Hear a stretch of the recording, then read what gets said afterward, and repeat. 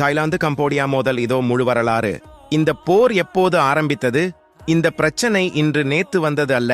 இதன் வேர் 100 ஆண்டுகளுக்கு முன் போகுது. 1907 பிரெஞ்சு ஆட்சி காலத்தில் கம்போடியா பிரெஞ்சு காலனியாக இருக்கும்போது தாய்லாந்து கம்போடியா எல்லை வரையப்பட்டது. அந்த எல்லை வரைபடத்தில்தான் பிரேவிஹியர் கோயில் பகுதி பெரிய சர்ச்சையாக மாறியது.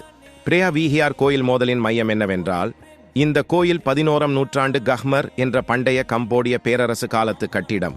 கோயில் கம்போடியாவுக்குள், ஆனா அதை அடைய நினைத்த தாய்லாந்து. இதுதான் பிரச்சனை. சட்டப் போராட்டம் 1962. International court of justice ICJ Preah Vihear கோயில் கம்போடியாவுக்கே சொந்தம் என்றது. ஆனால் கோயிலைச் சுற்றிய நிலப்பகுதி தெளிவாக வரையறுக்கப்படவில்லை. அதுவே தொடர்ந்து மோதலுக்கு காரணம். நேரடி போர் எப்போது? 2008-11 கடுமையான மோதல். 2008 யுனெஸ்கோ கோவிலை ஹெரிடேஜ் சைட்டாக அறிவித்தது. பிறகு வன்முறை 2009-11 துப்பாக்கிச் சூடு, பீரங்கி தாக்குதல். எத்தனை பேர் பாதிக்கப்பட்டனர்? அதிகாரப்பூர்வ தகவல்கள் மாறுபடும். 30க்கும் மேற்பட்ட இராணுவ வீரர்கள் உயிரிழப்பு, லட்சத்துக்கும் மேற்பட்ட பொதுமக்கள் இடம்பெயர்வு, கிராமங்கள் கோயில்கள் சேதம். இது முழு ஸ்கேல் வார் இல்லை, ஆனால் border war and armed conflict. இரு நாட்டு பேச்சுவார்த்தை என்னவென்றால், ஆசியான் தலையீடு. ஆசியான் தென்கிழக்கு ஆசிய நாடுகள் அமைப்பு.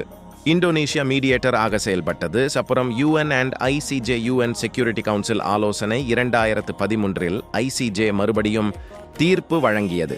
என்னன்னா, கோயிலைச் சுற்றிய டிஸ்பியூட்டட் ஏரியாவில் இரு நாடும் இராணுவத்தை விலக்க வேண்டும் என்று.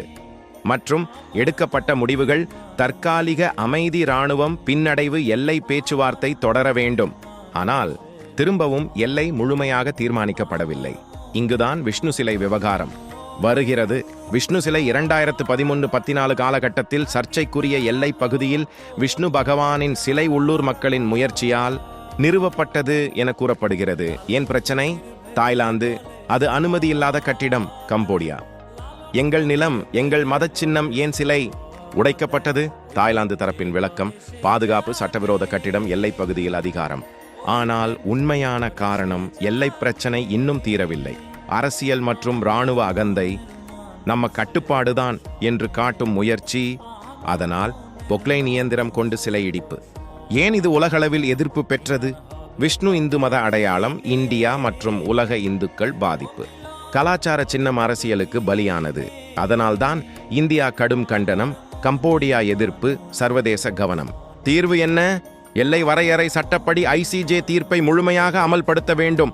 மத என் கலாச்சார சின்னங்களுக்கு பாதுகாப்பு. டிஸ்பியூட்டட் ஏரியா என்றாலும் அழிப்பல்ல, அது பாதுகாப்பு. இந்த சிலை உடைப்பு தவறா அல்லது எல்லைப்போரின் இயல்பா? உங்கள் கருத்தை காமெண்ட்ல சொல்லுங்க. உண்மையான வரலாற்று விளக்கங்களுக்கு சேனலை சப்ஸ்கிரைப் பண்ணுங்க.